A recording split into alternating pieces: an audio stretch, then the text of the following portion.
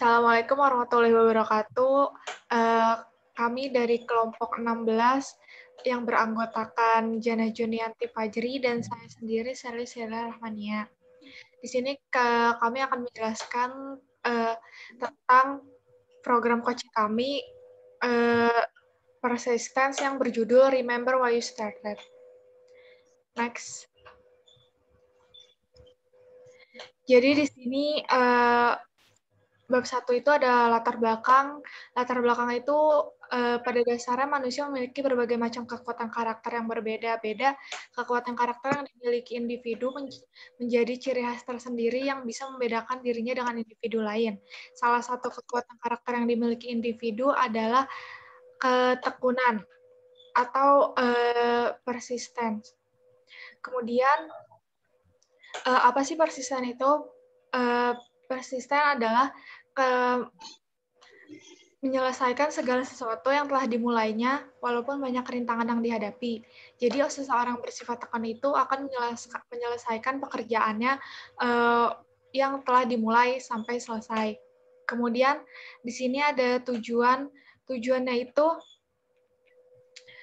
itu membantu meningkatkan ketekunan untuk mencapai tujuan yang diinginkan. Yang kedua, ada menyadarkan seberapa penting ketekunan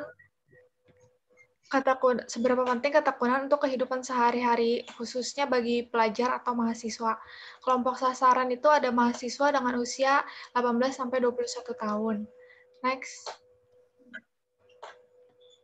Di sini ada pengertian, manfaat, faktor yang mempengaruhi ketekunan. Pengertian ketekunan itu sendiri, yang sudah saya jelaskan tadi adalah menyelesaikan segala sesuatu yang telah dimulainya, walaupun banyak rintangan yang dihadapi. Seseorang yang bersifat tekun itu akan melakukan apa saja sesuai dengan apa yang direncanakan.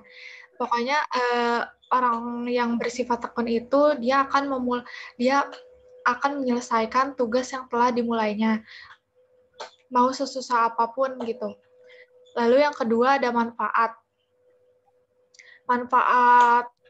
Manfaat ketekunan itu, yang pertama ada ketekunan bisa meningkatkan peluang seseorang untuk mencapai tujuan yang sulit.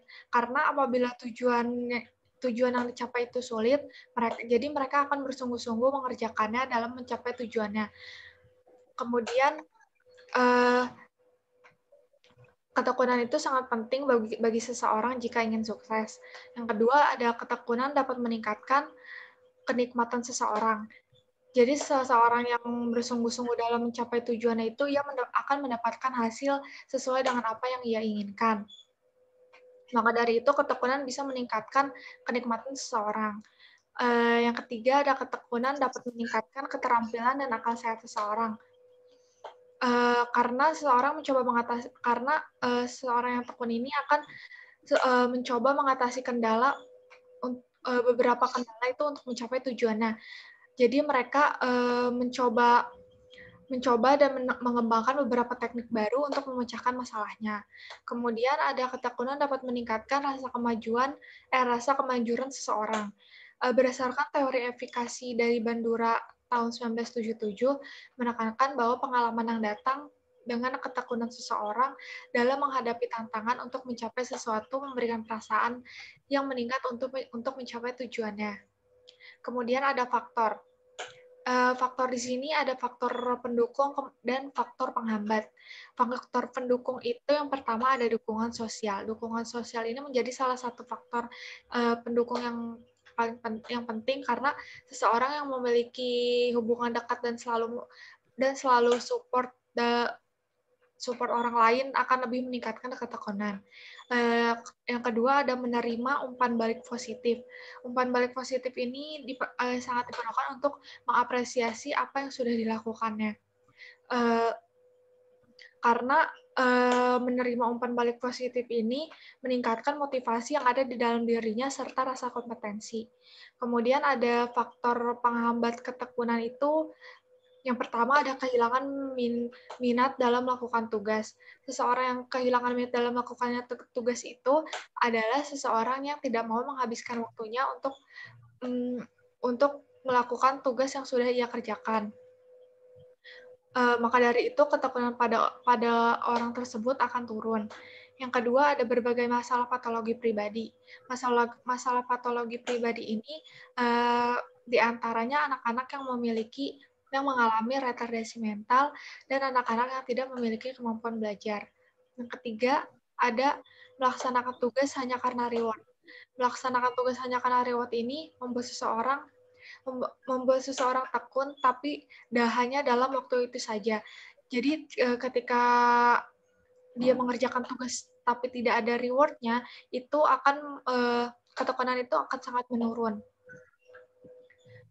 Selanjutnya akan dibacakan oleh Jana Junan. Selanjutnya di sini kita ada pelaksanaan coaching. Jadwalnya di sini kita melakukan 2 kali pertemuan. Dengan pertemuan pertama itu dilaksanakan pada hari Senin, tanggal 21 Juni 2021, pukul 19.30, menggunakan media Zoom Meeting. Lalu pada pertemuan kedua, itu hari Selasa, tanggal 22 Juni 2021, pukul 19.30, melalui Zoom Meeting. Di sini pesertanya masing-masing terdiri dari 5 peserta, yang terdiri dari 3 peserta mahasiswa farmasi, 1 peserta mahasiswa reka medis, dan 1 peserta mahasiswa gizi. Pelaksanaan coaching ini dilaksanakan pada pukul 19.30, itu sekitar pukul 7:30 sampai dengan selesai. Durasi waktu 1 kali pertemuannya itu masing-masing 40 menit. Selanjutnya ada pelaksanaan coaching pertama. Di sini ada kegiatan yang kita lakukan selama proses coaching. Di sini untuk yang pertama ada pembukaan dan perkenalan diri, itu kita lakukan pada pukul 19.30 sampai 19.35. Lalu untuk penanggung jawabnya di sini ada saya sendiri, Jana Junedi Fajri. Alasannya mengapa kita ada pembukaan dan perkenalan diri, itu agar kita dapat saling mengenal antara coach dengan peserta dan dapat mengenal peserta satu dengan peserta lainnya. Selanjutnya ada ice breaking. Di sini ice breakingnya kita menggunakan ice breaking ikuti kata saya. Itu dimulai pada pukul 19.35 sampai 19.40. Penanggung jawabnya saya sendiri, Jana Junedi Fajri. Untuk alasannya untuk mencairkan suasana agar tidak terlihat tegang. Acara selanjutnya itu kita mulai masuk ke materi. Materinya tentang ketekunan pada pukul 19.40 sampai 19.55. Penanggung jawabnya di sini ada saya sendiri, Jana Junedi Fajri, dengan Shirley Sheila Rahmania. Alasannya kenapa kita memberikan materi, agar peserta dapat mengetahui makna dari persisten atau ketekunan. Di sesi selanjutnya ada tanya jawab, yaitu dilaksanakan pada pukul 19.55 sampai 20.05. Penanggung jawabnya di sini ada saya sendiri, Jana Junedi Fajri, dengan Shirley Sheila Rahmania. Alasannya untuk mengetahui sejauh mana pemahaman peserta terkait dengan ketekunan. Terakhir ada penutupan, itu diakhiri pada pukul 20.05 sampai 20.10. Penanggung jawabnya di sini ada saya sendiri, Jana Junedi Fajri, dengan Shirley Sheila Rahmania. Alasannya, pelaksanaan coaching telah selesai sesuai dengan waktu yang telah ditentukan. Lanjut, di sini ada pelaksanaan coaching kedua. Untuk coaching kedua, di sini ada agendanya, pembukaan dan mereview kembali materi yang telah disampaikan, itu pada pukul 19.30 sampai 19.40. Untuk penanggung jawabnya, saya sendiri, Jana Junedi Fajri. Alasannya, untuk mengingatkan kembali terkait dengan pemahaman materi yang disampaikan oleh coach-nya. Selanjutnya ada ice breaking. Kita di sini melakukan ice breaking tebak-tebakan, dilakukan pada pukul 19.40 sampai 19.45. Penanggung jawabnya saya sendiri, Jana Junedi Fajri. Alasannya untuk mencairkan suasana agar selama proses pelaksanaan tetap dalam keadaan rileks dan santai. Acara selanjutnya menonton video terkait dengan motivasi tekun, dilakukan pada pukul 19.45 sampai 19.50. Penanggung jawabnya di sini ada Sherly Sheila Rahmania. Alasan kita memberi video tersebut untuk membentuk sebagai dorongan kepada peserta dalam meningkatkan ketekunan. Acara selanjutnya diisi dengan refleksi diri pada pukul 19.50 sampai 20.05. Penanggung jawabnya di sini ada saya sendiri, Jana Junaidi Fajri, dengan Sherly Sheila Rahmania. Alasannya untuk mengetahui sejauh mana tingkat ketekunan dari masing-masing peserta.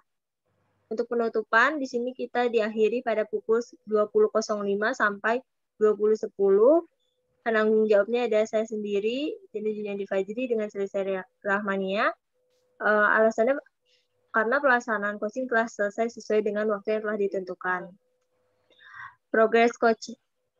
Di sini ada progress coaching. Di pertemuan pertama, peserta menunjukkan sikap yang antusias terhadap coaching yang dilaksanakan karena peserta merasa membutuhkan untuk menjalani aktivitas yang sedang dijalaninya. Di pertemuan pertama ini juga peserta aktif dalam memberikan pertanyaan dan juga pendapat terkait dengan materi yang sudah kami sampaikan. Di pertemuan kedua, pada pertemuan kedua ini peserta memberikan kesimpulan terkait dengan video yang kami berikan. Di pertemuan ini juga masing-masing peserta memberikan penilaian terhadap karakter tekun yang ada di diri mereka dan menceritakan karakter tekun yang ada di diri peserta masing-masing. Selanjutnya ada kesimpulan dan saran. Kesimpulan di sini, coaching ketekunan ini menjadikan tekun sebagai wadah utama dalam menjalankan sesuatu, khususnya bagi para mahasiswa yang sangat memerlukan karakter ketekunan sebagai bentuk utama dalam menjalankan kewajibannya. Kemudian yaitu seperti dalam memahami materi maupun dalam pemahaman terkait dengan tugas-tugas.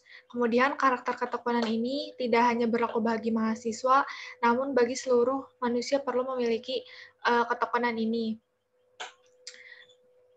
Kemudian agar menjalankan aktivitasnya sesuai dengan target yang ingin dicapainya. Kemudian saran. Di sini ada sarannya untuk peserta dan saran untuk pemateri. Saran untuk peserta, peserta diharapkan agar dapat memahami konsep ketekunan dan mengembangkan kembali konsep ketekunan dalam kehidupan sehari-hari, khususnya pada menjalankan aktivitas yang mengacu pada pencapaian yang akan dicapai dalam hidupnya. Terus untuk saran untuk pemateri atau coach-nya, untuk kedepannya masih diperlukan persiapan yang lebih matang lagi agar proses berjalannya coaching lebih sempurna dan kerjasama timnya lebih baik lagi. Sekian dari kami, kurang lebihnya mohon maaf.